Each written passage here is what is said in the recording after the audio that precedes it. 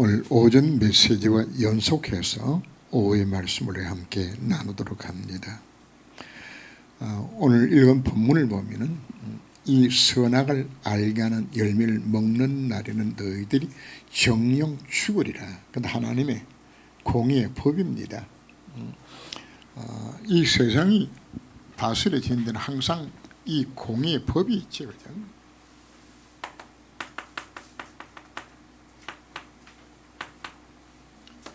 나를 다스려 나가주는 것도 기준이 뭔가? 법칙을 하는 겁니다. 그래서 법으로 다스려서 그 법 제도 안에서 규모 있게 움직여 나가도록 그래 만든 거죠. 문재인 대통령이 대통령 심사를 하면서 기회는 균등하고 과정은 공정하고 결과는 정의롭다. 그 한마디로 다 표현하자면 공의롭게 나를 다스리겠다 이야기를 한 겁니다. 그죠? 근데 실제적으로 그 조 장관이 왜 지탄을 받은 것인가 하면은 아빠 찬스, 엄마 찬스 이용해서 불법으로 자기 아들을 대학도 보내고 하는 이런 문제들 때문에 백성들이 사실 덜컥 일어난 거죠. 뭐가 무너진 것 때문에 일어났죠? 공의가 무너졌기 때문에, 의의가.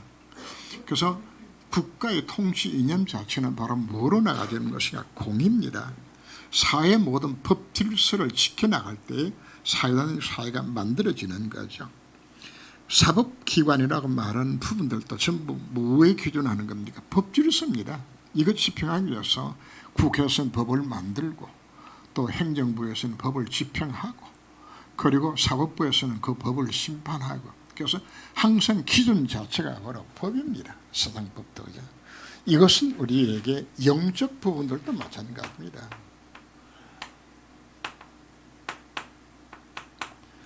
하나님은 우리에게 뭐를 주신 것인가? 율법을 주셨어요. 그래서 율법을 통해서 우리들을 다시 나가주는 겁니다. 그래서 하나님의 통치의 방법 자체가 바로 뭔가? 율법입니다. 법으로 이야기하는 겁니다. 자, 법이 되지 않는 것은 하나님 우리들에게 뭘 준 것인가 하면 양심의 법을 주었어요. 양심의, 그죠? 어느 것이 옳은 것에 틀린 것인지를 하나님 우리에게 양심을 주어서 그 양심의 법으로 법 조문에 나와 있지 않는다 할지라도 이 법으로서 살아가도 우리 만들어주는 겁니다. 그래서 우리 한 단계 더 올라가게 되지면은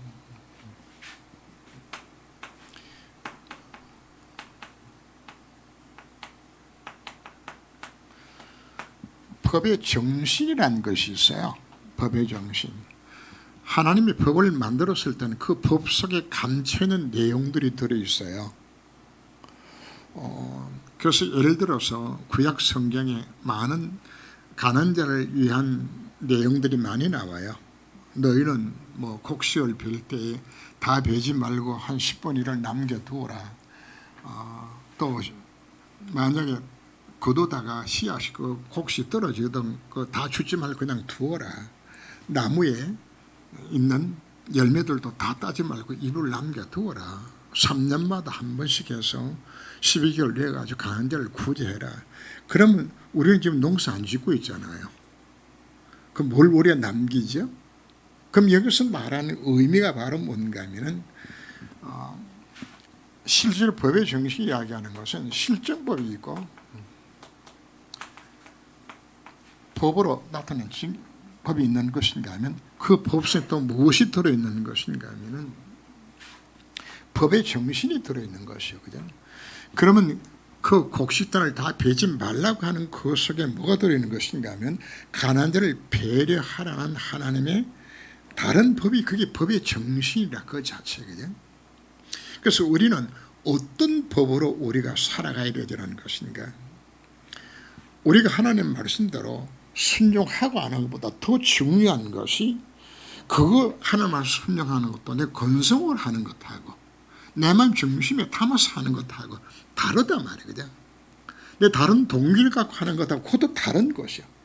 겉보기는 똑같이 하는 말씀을 일부씩 행하는데 실제적으로는 뭐 하는 거죠? 안 지키는 거고 사실 자체가. 그래서 우리에게 주어진 법이 바로 뭔가 하면 성령의 법이라고요.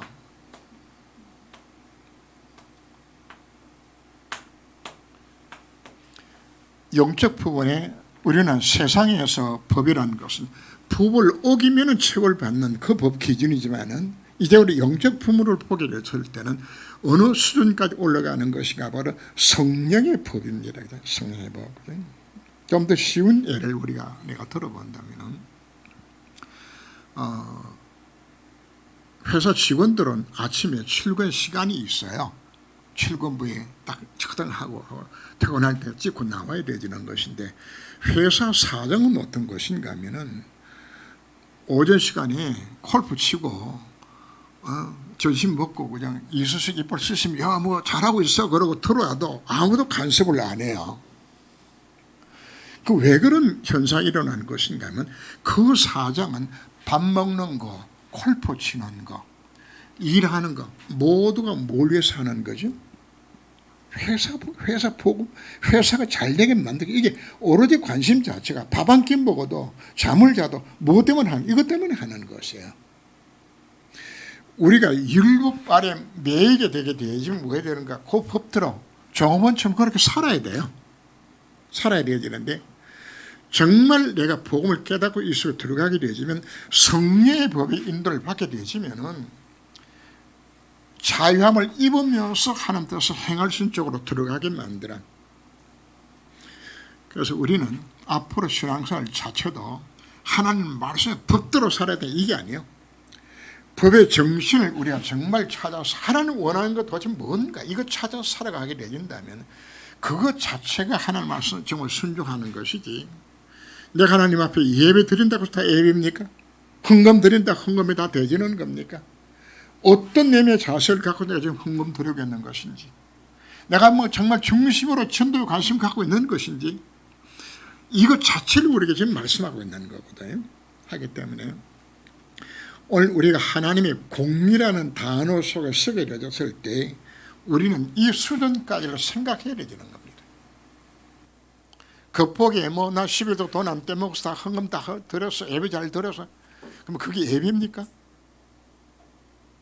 정말 하나님 앞에 내 중심이 들으니 예배를 드리는 것인지, 하나님의 최고의 관심 갖는 그곳에 내가 정말 관심 갖고 있는 것인지,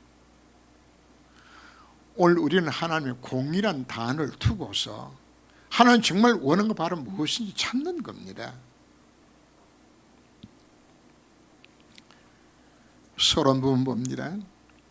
하나님의 공의는 심판과 통치의 기준이 되어서 이것 따라 사는데 우리는 어디까지 가라고 제가 표현해야죠? 성령의 법으로, 양심의 법으로, 신앙의 법으로 내 신앙생활 자체를 점검하면서 이래 돼야 하나님 앞에 진짜 복받는 겁니다. 이게 진짜 하나님 앞에 순종하는 거거든요. 신명기 21장 24절 25절 보면은 이는 눈은 눈으로 갚아라. 그냥 상대방이 나를 쳐서 내 눈이 하나가 상해서 그냥 그럼 나도 똑같이 야 그때 해가지고 한 대 튀어서 눈 하나 상할 수 있는 권리가 내게 있어요. 그냥 상대방이 나를 쳐서 이빨 하나 뽑혔으면 나도 가서 벤치 들고 가서 그 이빨 하나 뽑을 수 있는, 이게 공의, 그게 법이라고요. 그럼 왜 이 법을 왜 준 것인가? 그것이 심판의 기준이기 때문에 그렇게 한 겁니다. 재판관이 심판하게 되었을 때도 그 사람이 행한 그 죄만큼 정해서 이 하나냐, 그럼 이 하나만큼만 벌 줘라. 눈 하나 상했냐, 눈 하나 상한 만큼만 벌을 주라. 그 기준이, 그게 율법의 기준이 바로 뭔가, 이는 이로 눈은 눈입니다. 그 하나 하는 거죠. 그죠? 그리고 왜 이 법을 왜 준 것인가?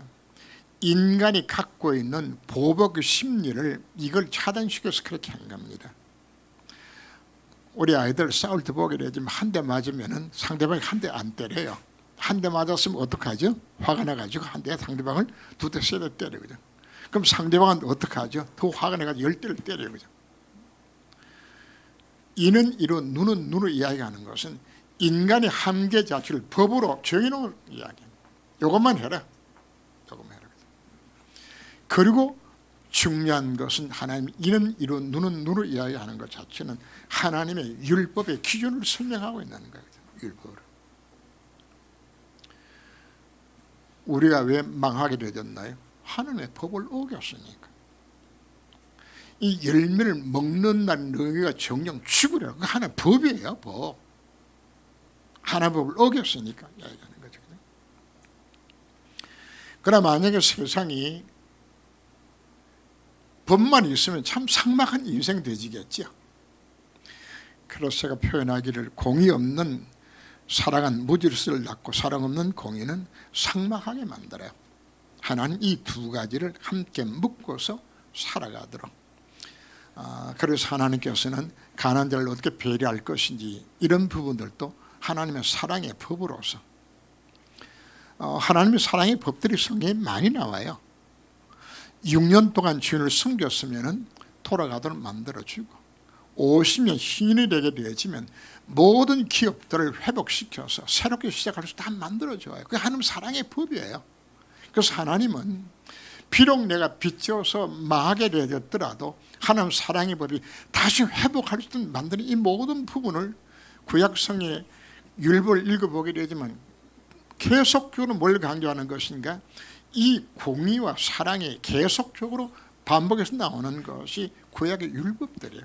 이렇게 해서 세상을 어떻게 만드는 겁니까? 조화롭게 살게 만드는 게 이것이 하나님의 방법이었어요. 자, 우리 본론에 들어가면은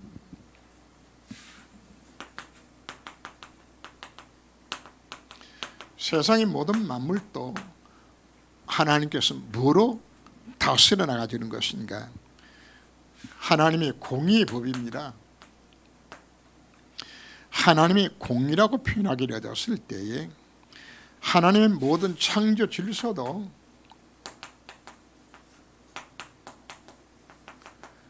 이거 하나님의 공의입니다. 하나님이 법으로 정해 놓으신 자연 법칙, 자연 원리입니다. 봄, 여름, 가을, 겨울 하나님의 법이 물이 100도가 되면 끓어서 수증기가 되어지고 0도가 되면 얼도록 만들고 그 하나님의 법이에요. 자연 법칙 모두가 뭐하는 게 하나님의 법이에요. 하나님의 법. 심는 대로 거두는 것도 하나님의 법이에요. 콩 심으면 팥이 안 나고 콩이 나요. 팥 심으면 팥이 나요. 적게 심으면 적게 나요. 많이 심으면 많이 나요.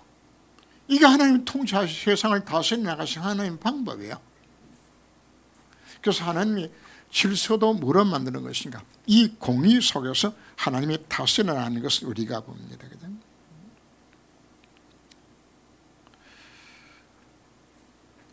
게으른 자가 가난해지는 것, 그건 하나님의 공의입니다. 좀 더 자자, 좀 더 눕자. 자문의 내용들이 많이 나오죠. 그죠? 지금 밖에 사자가 없는데 밖에 사자가 있다, 사자가 있다 그러면서 안 나가는 거죠. 그죠? 그래서 성경 표현하기를 무엇처럼 표현한 것인가 하면, 여러분 돌적이라는 거 여러분 압니까? 돌적이 처음 들어봐요? 아마 젊은 분들이 잘 모를 거라. 옛날에 시골 집에 가면은 문을 이렇게 열면은 문이 왔다 갔다 하도록 이렇게 사막대기 이렇게 해가지고 걸어 놓은 게 있어요. 그걸 우리가 돌적이, 우리는 경첨이 지금 나와 있는데 그 돌적이에요. 그 돌적이 따라가지고 문이 왔다 갔다 하는 것처럼. 근데 거기서 뱅글뱅글 도는 거죠. 그죠? 게으른 사람을 표현을 합니다. 하나님의 창조의 원리 자체가 하나님의 법 규범은 뭔가? 부지런하여 열심을 해야만이 먹고 살도록. 그게 하나님의 법이에요. 게으르면 가난할 수밖에 없는, 그것을 살아가도록 우리가 만드는 거죠. 그런가 하면 이 역사의 교훈 속에서도 하나님 뭘 허락하시는 것인가? 권성징악입니다. 악한 자가 끝까지 형통한 법은 없어요. 그 하나님 법이에요. 그게 하나님의 법 질서에 따라가지고 결국은 악한 자는 망하게 돼 있고 선한 자는 성공하도록 만드는, 이게 역사 속에서 하시는 하나님의 섭리를 여기서 보여주는 거거든요. 그래서 하나님은 이 세상 자체를 흘러가는 것도 무엇으로 세상이 흘러가게 만드는 것인가, 그게 하나님의 규범이요. 그거 잘 두고 우리 하나님의 공이라고 우리에게 말씀을 합니다. 그런데 하나님은 사랑의 하나님 되셔서 비와 눈과 햇빛을 누구에는 골고루 꽃같이 줘요. 그게 하나님의 사랑이요.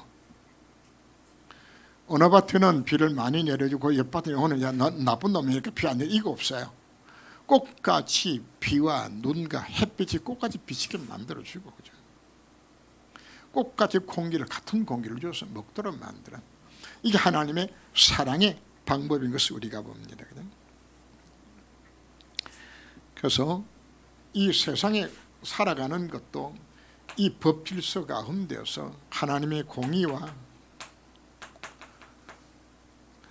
사랑을 이미 하나님께 말씀하신 것처럼 이 세상도 우리가 그렇게 우리가 살아가야 합니다. 그래서 법은 만인 앞에 공평하도록 만들죠. 그리고 국가는 뭘 하는 것인가? 가난한 자들, 소외당한 자들, 장애인들, 노약자들, 이들을 뭐하게 만들죠? 국가가 그걸 책임지고 돕게 만드는 이 모든 부분 자체가, 이거 전부 사랑의 법입니다. 그래서 항상 뭐가 같이 구비되는 것인가 하면 하나님의 사랑과 공의가 함께 이루어져서 나가는 것을 우리가 보아야 합니다. 자, 그럼 오늘 우리가 하고 싶어하는 것은 하나님의 공의죠, 그죠? 인간이 된 하나님의 공의.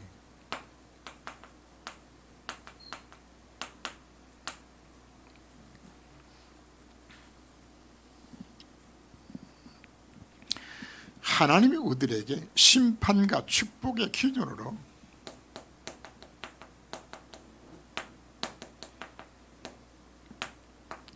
우리에게 뭘 준 것인가? 율법을 준 것이에요. 하나님 우리 율법을 왜 준 것인가? 너의 행복을 위해서 율법을 주었다고 표현합니다. 신명기 28장에서는 네가 이 하나님의 말씀 율법을 지켜 행하면 네가 들어가도 복을 받고 나가도 복을 받고 네 떡반이 그릇이 복을 받을 것이고 네가 뭘 해야 될지는 꼬리가 되지 아니하고, 뭐하면 하나님의 율법을 지켜 행하면 하나님 이렇게 축복하신다고 성경은 약속하고 있는 것입니다. 이 법은 지금도 변하지 않습니다. 그런데 우리는 이 기준을 순종해, 법 순종을 어느 수준까지 하나님께 요구하고 있는 것인가? 제가 선언으로 표현한 것처럼 성령의 법으로서 하나님 원하신 것 정말 찾아서 이 속으로 들어가는 것, 이거 선택해야 되집니다. 이게 하나님 우리가 주신 최고의 율법이거든요. 그래서 율법을 예수님께서 뭐라고 표현하셨나요? 신명기 6장 4절 9절에서도 표현했죠, 그죠? 너희는 마음을 다하고 뜻을 다하고 성품을 다해 주 너희 하나님을 사랑하라 하셨으니, 이게 우리가 계명 지켜 행하는 최고의 비밀 자체가 무슨 법이라고? 하나님 사랑하는 법이에요. 정말 하나님을 사랑하는 마음으로 율법 지켜 행한다면 그거 진짜 우리가 순종하는 거거든요. 그럼 반대로 내가 하나님을 사랑하는 마음이 없이 억지로 마지못해서 우리가 하는 순종이라 그러면 그 순종 자체는 하나님 편에 봤을 때는 그건 진짜 순종 아니라고요. 그래서 성경은 우리에게 무엇을 요구하는 것인가?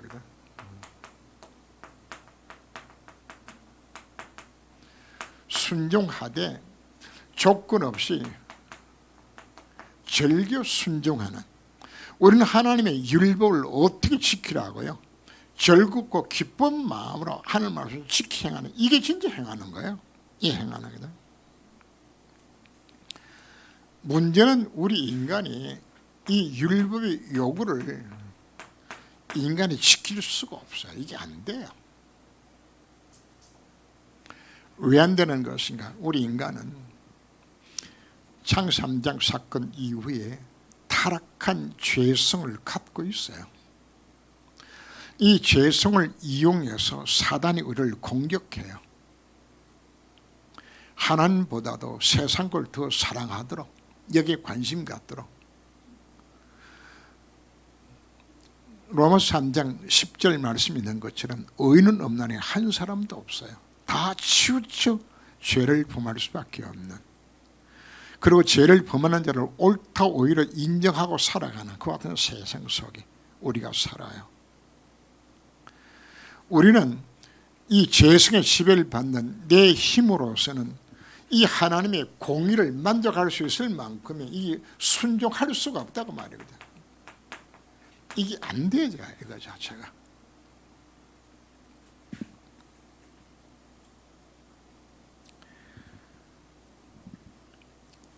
로마서 7장을 보면 그 내용들이 자세히 기록되어 있지요, 그죠? 내 마음의 법으로는 하늘 말씀대로 살고 싶은데 내 속엔 다른 한 법이 나를 사로잡아서 죄의 법 아래로 사로잡아 오는 것을 보는도다 하면서 오란한 공간 사람이로다, 그죠? 발부둥 치고 발부둥 치면서 하는 말에서 살고 싶으면 이게 안 되죠. 이게 안 돼요. 그래서 모든 사람의 죄를 범하였으면 하는 영광에 이르지 못하는, 완전히 그 결과로 우리가 멸망 상태 속에 빠졌다고 이야기하는 거죠. 하나님이 공의의 법으로 봤을 때는 죽을 수밖에 없는 존재가 되고 만 거예요, 하나님 공의는. 그런데 하나님은 이 공의만 우리에게 베푼 것이 아니고 하나님은 이걸 회복할 수 있는 길을 우리 열어주신 거죠. 그걸 보고 우리는 하나님의 사랑이라고 표현하죠.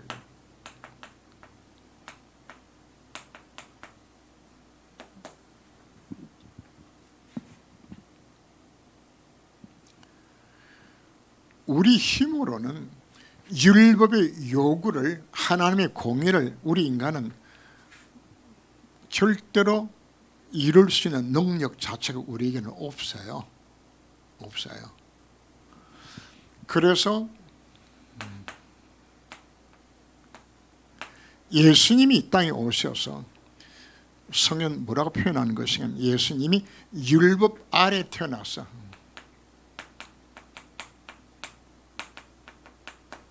우리가 꼭 같은 율법 속에 율법 아래 태어나셔서, 그리고 율법의 모든 요구를 예수님께서 이루셨어요. 예수님. 우리는 하나님의 공의를 만족시킬 수 있는 능력 자체가 없어요. 완전히 멸망 속에 빠졌기 때문에. 예수님이 오셔서 뭐 하는 것이까, 율법의 모든 요구를 예수님께서 다 이루시고, 그리고 우리를 위하여서 대속의 죽음을 죽으심으로 인하여서 바로 예수님께서 이루신 그 율법의 의를 우리에게 전가시켜 준 거야. 우리에게 넘겨준 거야. 로마서 6장을 보면은 우리 그리스도 예수와 함께 우리는 함께 연합한 자가 된 것인데, 예수 십자가와 함께 나는 옛사람은 죽었어요. 예수 부활과 함께 나는 새 생명 가운데서 살도록 나를 만들어서 그리스도와 나를 연합시켜서, 나는 율법의 요구를 이룰 수 있는 힘이 없는데 나와 함께 하신 바로 그분이 이 모든 걸 성취 이루시고 나로 하여금 뭐하고 여겨주는 것인가? 어렵다 여겨준 겁니다. 이 참 놀라운 비밀이에요. 내 의의가 아닙니다. 그리스도 안에 있게 되었을 때에 그리스도가 하나님 모든 공의를 다 만족시켜 주셨기 때문에, 공의의 최고의 만족한 순간이 바로 뭔가, 내 대신, 내가 죽게 될 죄 대신 예수 대신 죽으신 거란 말이거든요. 완전히 율법의 저주 아래서 예수님이 다 죽어주신 것이에요. 양면성입니다. 율법의 모든 요구를 다 행하셨을 뿐만 아니라 우리의 죄값을 대신하여서 대신 죽어주시면서 율법의 요구를 다 이루어주신 것이에요. 이 열매를 먹는 날은 내가 정령 죽으리라 한 그 하나님의 공의를 예수님께서 대신 담당하심으로 우리에게 뭘 만들어준 겁니까? 의롭담을 우리에게 얻게 만들어주시는 것이에요. 죄가 없어야 의로운 겁니다. 죄가 있으면 의로울 수가 없는 것이에요. 뭐로 의롭다면 이게 된 것인가? 바로 예수님의 십자가 사건 통해서 내 모든 죄 문제 끝났기 때문에. 그래서 십자가 사건이라는 것은 하나님의 사랑과 공의에 이것이 서로 만족되는 현장이 바로 십자가입니다. 십자가는 뭐하는 현장인가요? 우리의 죄를 대신 죽게 만드시는 하나님의 무슨 공의의 순간이에요. 그 공의로 우리는 뭐 해야 돼요? 죽어야 되잖아요. 죽어야 되잖아요. 그리고 뭘 나타내셨나요? 예수님께서 죽으심을 인하여서 하나님의 모든 율법의 공의를 다 이루시고 죽으시고 다시 살아나심 인하여서 우리를 이 죄악 가운데 건져 구원하시게 되어지는, 그래서 십자가는 하나님의 공의와 사랑이 만나는 크로스가 바로 이게 지금 십자가 사건이거든요. 하나님의 공의, 하나님의 사랑, 여기 만나서 십자가 사건 통해서 이루어지는 겁니다. 한 나라에 도덕이 창궐하여서 임금이 결단을 내립니다. 누구든지 도덕질하다 잡히면 그 두 누나를 뽑으리라 공고를 내렸어요. 삼엄한 공포가 내려진 거예요. 백성들이 두려워 떨었어요. 그냥. 야, 도덕질하다 잡히면 두 누나를 뽑는데. 그냥. 그런데 도둑놈이 하나 잡힌 거예요. 그냥. 근데 그 도둑이 왔는데 보니까 그 나라의 왕자야. 자, 왕이 지금 딜레마에 빠졌어요. 왕이 지금 자기 이어서 왕들 자기 딱 하나 있는 왕자가 도둑에 잡혀왔는데 이 왕자의 두 눈을 안 뽑으면 뭐가 망가지죠? 임금님 말이 이게 다 무너지는 거예요. 법이 다 무너지는 거예요. 그래서 아들을 흉터에 묶어놓고 숯불을 피워서 바로 인두를 불려서 달궈요. 해가지고 임금이 이걸 인두를 들고 와서 뭐 하는 것인가. 그냥 아들의 눈을 쥐져요. 아들은 막 죽는다고 소리 지르겠죠. 그죠? 아들의 한쪽 눈을 태워놓고 그 다음에 그 인두를 갖고서 끄집어내가지고 자기 눈을 쥐지는 거예요. 두 눈을 다 뽑았죠. 그죠? 아들 눈 하나, 아버지 눈 하나 뽑았어요. 그죠? 두 가지를 다 지킨 거예요. 법 질서를 지키고 자식 사랑하는 그 사랑도 지켰어요. 하나님 우리를 구원하신 것은, 하나님은 법 질서 하나님께서 어기면은 하나님 되실 수가 없는 거예요. 하나님 거짓말 못 하신단 말이거든요. 여기서 우리가 엄중한 하나님의 이 법을 우리가 알아야 되잖아요. 하나님의 공이 10%게 살아있습니다.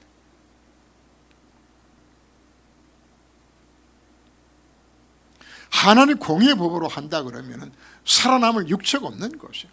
다 마음 다 죽어야 되죠. 십자가를 통해 하나님께서 뭐 하신 것인가? 하나님의 그 엄중한 하나님의 율법의 정신 자체를 그걸 이루시기 위하여서 어느 정도인가요? 아들을 대신에 죽게 만드는 그 하나님의 공의가, 그래서 십자가상에 못 박히는 그리스도에게 하나님께서는 우리가 당할 모든 진노를 그 한 몸에다 쏟아부었습니다. 학자들은 그렇게 표현하기도 합니다. 예수님께서 그 고통이 너무 심하고 커서 심장이 파열돼 죽었다고 표현하기도 합니다. 만 백성이 받을 그 모든 죄를 한 몸에 다 쏟아부은 것이에요. 그게 율법입니다. 그게 하나님의 공의입니다.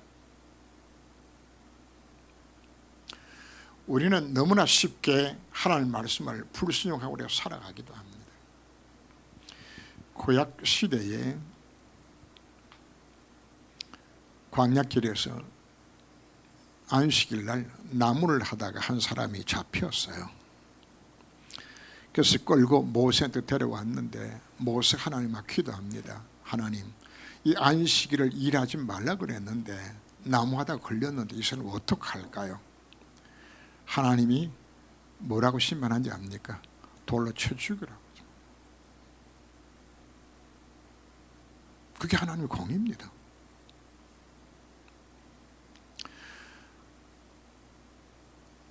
안식일 보면서 돌 맞아 죽는다 그러면 아마 여기 수두하게 맞아 죽게 될걸요. 하나님의 법은 시퍼렇게 살아있습니다. 그래서 우리는 이 하나님의 공의란 단어를 우리가 사용했을 때 하나님 사랑 속에서 우리가 살아남아 있지만은 그러나 하나님의 공의는 지금도 살아있어요. 그 공의의 법을 하나님께서 우리에게 뭐까지 요구합니까? 성령의 법으로 이 말씀을 지켜도 우리에게 요구를 하고 있는 겁니다. 하나님 공의만 있으면 하나님은 무서운 하나님이시죠. 하나님 공의가 얼마나 무섭게 나타나는지 압니까? 하나님의 공의가 이스라엘 백성들을 노예생활을 하게 만들었어요. 하나님의 공의가 포로로 잡혀가게 만들었다고요. 포로 잡혀간 것이 여러분들이 그냥 사건 같습니까? 끔찍한 사건이에요. 마지막 왕 시드락 왕 보는 앞에서 왕자를 바벨론 나라 군대가 와서 고대 장군이 와서 왕 보는 앞에서 자식 죽여요. 그리고 시드락 왕이 두 누나를 뽑아요. 그래 쇠섯을 묶어서 바벨론 포로 잡아갔어요. 참담한 현실이에요. 우리는 하나님을 사랑하고 사랑 속에서 구원받았다고 생각이 되지니까 뭘 자꾸 놓치는 것인가 하면 하나님의 공의를 자꾸만 놓쳐요. 하나님 공의는 지금 살아있어요. 예수 십자가 못 박았던 그 유대 백성 하나 어떻게 심판하셨죠? 주후 70년에 돌 위에 돌 하나가 남지 아니하도록 완전히 성전과 성벽 다 물어버렸어요. 그리고는 2000년 동안 나라 없는 백성으로 그 하나님의 공의입니다. 하나님의 공의. 그래서 우리는 너무나 쉽게 하나님의 사랑의 하나님은 생각하고 너무나 쉽게 우리의 말씀을 어기고 살아가는 우리의 모습 아닙니까? 비록 우리가 그리스도 안에서 하나님 사랑 속에 사는 신분은 부름을 받았지만 그러나 뭐는 깨달아야 되는 것인가? 그 하나님의 공의로 인하여서 영원히 멸망받을 나 같은 죄인을 십자가상에서 날 거저 구원하신 이 사랑 깨달아 지금 이야기하고 있는 것이죠. 그 사랑. 오늘 오전 메시지에서 예수님께서 왜 그와 같이 수모를 당하시면 죽어야 된다고 쭉 기록해 주셨나요? 누가 이 말을 믿겠냐 하는 것은 누가 어떻게 이 하나님의 사랑의 섭리를 누가 지금 깨달을 수 있는 것인가 지금 말하고 있는 것이란 말이에요. 이 속에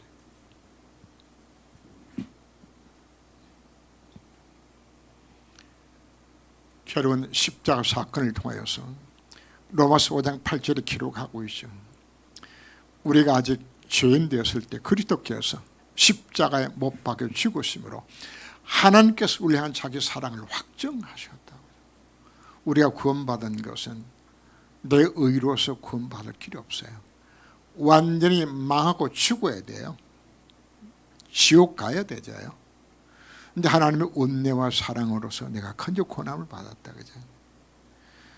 우리 속에 여기서 찾아오는 감사와 감격들입니다. 감격들. 그래서 우리는 어떤 수준으로 하나님을 순종해야 될 것인가? 서론에 이야기했던 부분을 잊지 말아야 됩니다. 이제는 기록된 이 율법이 기준이 아니요. 성령의 법에 따라서 정말 하나님 기뻐하는 일들을 바로 무엇이 정말 찾아서 진심으로 하나님 앞에 순종할 수 있는, 절교 순종할 수 있는 자를 만들기 위해서 하나님께서 우리들에게 오늘 말씀하고 있습니다. 지금도 하나님 사랑은 무엇으로 나타나지는 건가? 우리가 잘못을 범했을 때에 하늘 재판정에서는 어떤 일이 일어나는 것인가 하면 사단이 우리를 정죄를 해요. 저 아무아무개 장로 말이야, 저거 나쁜 짓 했는데 저거 죽음 마땅하다고 사단이 검사가 돼가지고 정죄를 해요. 그럼 예수님이 변호사가 되어서 하나님 재판장 앞에 서서 예수님께서 변호를 해요. 맞다. 참재원교회 아무개 장로 아무개 집사 그 장로를 그 맞다. 맞는데 하나님 바로 그 장로 죄를 위해 가지고 내가 십자가상에서 그 죄 때문에 내가 죽었지 않소. 그 죄의 문제 내가 담당했지 않소. 그래서 하나님이 뭐라고 판결을 내릴까요? 무죄. 왜? 그게 십자가 사건이란 말이고 자체가. 지금 내가 잘못을 하고 있는 내 범한 내 모든 죄의 문제까지 지금 하늘 지성소에서 예수님께서 하나님 보좌 앞에서 사단이 정죄할 때에 예수님께서 뭐라고 지금 대답한다고요? 그거 내가 다 끝낸 문제야. 내가 대신 담당한 것이라고 지금 말씀하고 있는 것이거든. 그 그리스도의 의로우심 때문에 오늘도 내가 살아가는 겁니다. 그 의가 없으면은 나는 하나님 앞에 설 수도 없어요. 죄인이 어떻게 하나님 앞에 서나요? 죄인이 하나님 앞에 서면 마저 죽어야 돼요. 하나님 율법대로 우리를 다스려야 되지만 우리 살아남을 자가 어디 있나요? 다 죽어야 되지는데. 그리스도께서 하나님 공의를 만족하시고 그 사랑 때문에 내가 오늘 또 하나님 앞에 나갈 수 있는 이 존재가 되어줬잖아요. 마지막 결론은 뭡니다. 우리에게는 뭐가 없는 것인가? 정죄의 심판은 없어요. 생명의 성령의 법이 죄와 사망의 법에서 법적으로 우리 모든 죄 문제를 해결하셨어요. 하나님이 나를 물어보는 것인가 하면은 예수란 안경을 쓰고 나를 쳐다보는 거예요. 그냥 우리가 보면 죄투성이야. 맞아 죽어야 돼. 하나님 앞에 못 써요. 노란 안경을 쓰고 세상을 보면 노랗게 보여지는 것처럼 하나님이 예수라는 안경을 딱 쓰고 우리 공연을 쳐다보니까 죄가 안 보이는 게 있죠. 그죠? 그래 우리가 살아남는 거예요. 안 그러면 우리가 벌써 망하고 죽어야 돼요. 결코 정잠이 없다고 이야기하는 것은 사단을 정적하게 되지는 모든 원죄와 자범죄와 초상의 죄까지 예수 영접하는 순간에 법적으로 다 끝난 것이에요.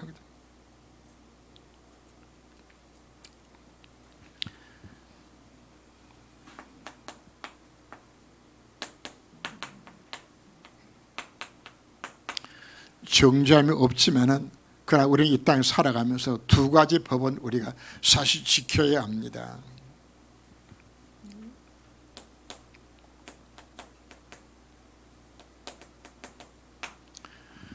세상 만물 하나님께서 뭐로 다스려 가죠? 하나님 공의의 법으로 세상을 다스려 가요. 심는 대로 거두어요. 이거는 예수 믿든 안 믿든 심는 대로 거두는 하나님의 공의의 법칙이에요. 그래서 이 세상도 정직하게 양심적으로 부지런히 열심히 심고 살아가야 되잖아요. 이거 무시하면 세상 방법 이것 무시하면 여러분들이 가난을 못 벗어나져요. 이거 해야 되잖아요. 그리고 우리는 뭐 하는 것인가? 하나님 특별한 음성 속에서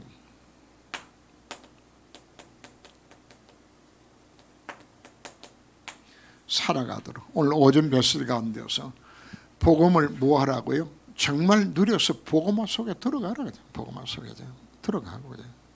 내 미션 깨닫고서 나가면 하나님 내가 뭐 하시겠다고요? 보호자의 축복으로 나와 함께하겠다 약속해 주셨어요. 그러니까 하나님 이 사명 감당하도록 세밋되게 만들어서 사명 감당해 우리 약속해 주신 거거든요. 이게 하나님의 일반 사람이 입지 못하는 특별 온정 속에 나를 불러주셨어요. 이거 찾아라고. 다음 주에 이 메시지를 조금 더 하게 될 겁니다. 근데 정말 이유 속에 들어가 살던 나를 불러주신 거거든요. 그래서 신앙생활도 하나님의 공의와 하나님의 사랑에 대한 조화를 이루면서 사셔야 되잖아요. 이미 우리는 하나님의 공의의 법에서 그 정죄하면서 우리 해방을 받았다 할지라도 우리는 하나님의 말씀을 순종하는 것, 정말 마음의 중심으로 하나님 앞에서 양심의 법을 갖고서 성령의 법으로서 하나님 말씀 순종 이거 해야 되죠. 잊지 마세요. 하나님 정죄 안 한다고 해가지고 여러분들 함부로 사는 것. 그러면 뭘 다 놓치는 것인가? 복음 속의 감정 축복 자체의 사실을 다 놓쳐요. 껍데기 율법 지키지 말고 내 신앙 양심에 비추어서 하는 성령께서 말씀하신 그대로 정말 기쁘고 즐거운 마음으로 하나님 앞에 헌신하고 순종하는 이 자세 우리에게 오늘 요구하고 있는 겁니다. 근데 이걸 내 힘으로 안 되잖아요.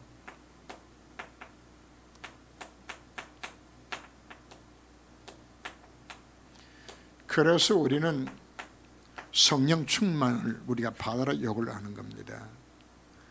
우리가 정말 기도하면서 성령 충만 속에 들어가게 되었을 때 기쁜 마음으로 하나님 말씀을 순종할 수 있는 능력, 하나님의 공의를 만족시키는 힘이 내어서 와야 될 것 아니에요.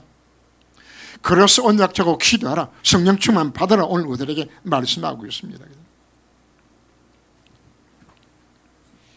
그리고는 이 비밀을 깨닫지 못하고 사단에 속아서 살고 있는 수많은 사람들에게 이 복음이 우리가 뭐가 되야 되는 겁니까? 정인되도록 우리를 불러주신 것이에요. 이거 하라고. 그들에게 뭘 전하라고요? 하나님의 사랑을 전달해줘요. 하나님의 사랑을. 당신이 살 수 있는 유일한 길 자체 그 하나님 사랑 가운데 들어가게 되지면은 뭐가 다 끝나죠? 인생이 많은 모든 저주, 지향, 실패, 그건 당연한 거예요. 왜? 하나님의 공의 속에 봤을 때 망해야 될 질문이 되어줬으니까. 당신이 그 하나님 공의의 법에서 망하는 것이 정말 맞는데 거기서 벗어난 유일한 길 자체가 딱 한 길이 있다. 바로 뭐냐? 하나님 사랑 속에 들어가는 거다. 그거 우리 전달해 주는 겁니다. 오늘 하나님의 공의의 법으로 보면 완전히 망하는 것이 맞아요. 그런데 왜 안 망하는 건가? 하나님의 사랑 때문에 망하지 않도록 지켜주시는 것이거든요. 그래서 하나님 사랑은 때로는 어떻게 나타나지는 것인가? 여러분들이 잘못길을 걸어갈 때 한 대 두드리게 패요. 그게 하나님 사랑입니다. 뭐 하라고요? 정말 하나님의 공의 속으로 들어오도록 만들기 위해서. 그래서 오늘 여러분들이 주신 오늘 메시지를 마음에 담고서 이제는 하나님의 공의를 우리가 무엇으로 만족시키는 것인가? 성령 충만 받아서 성령의 법으로 우리 하나님 말씀을 우리가 지켜 행해야 되겠다. 그리고 이 구원의 비밀, 이 하나님의 사랑을 이건 몰라서 방하는 자들에게 전한 증인되는 삶을 살아가게 되겠다. 하나님 지금도 세상을 뭐로 다스려요? 세상 나라도 한 공의 법으로 다스려요. 영적 부분 이 속에 다스리겠다는 사실을 우리가 깨닫고 우리 자신의 모습을 생각하면서 그렇다 하나님의 공의대로 나를 살핀다면 여러분 치고도 마땅한데 하나님 사랑 가운데서 이렇게 하나님께서 참고 기다리며 인내하고 나를 기다리게 하세요. 그래서 성경은 뭐라고 표현하는 것인가? 하나님의 인내를 무시하지 말라 이야기해요. 하나님의 인내를. 기도하겠습니다. 하나님은 공의로 세상을 다스리시고 하나님은 공의로 바로 성도들을 다스리는 모습을 우리에게 말씀하여 주셨습니다. 우리는 하나님 공의로 본다면 마땅히 주고 마땅하지만 하나님의 사랑 때문에 이같이 구원받고 하나님 자녀로 삼아 주신 것 감사를 드립니다. 하나님 공의는 지금도 시퍼렇게 살아있습니다. 근데 우리는 너무나 쉽게 우리는 하나님의 공의를 무시하고 살 때가 많음을 고백합니다. 주여 저희들에게 주여 성으로 충만케 하사 성령의 법으로 하나님의 공의를 만족시키는 삶을 살게 하여 주옵시고 하나님 함께 하신 귀중한 증거들이 나를 보는 수많은 사람들에게 증거되게 하여 주옵시며 이 축복된 복음의 비밀을 내가 만나는 자들에게 증거할 수 있는 증인의 삶을 살아가도록 주께서 저를 권고하여 주옵소서. 은혜주신 주님을 찬양합니다. 예수 그리스도 이름으로 기도합니다. 아멘.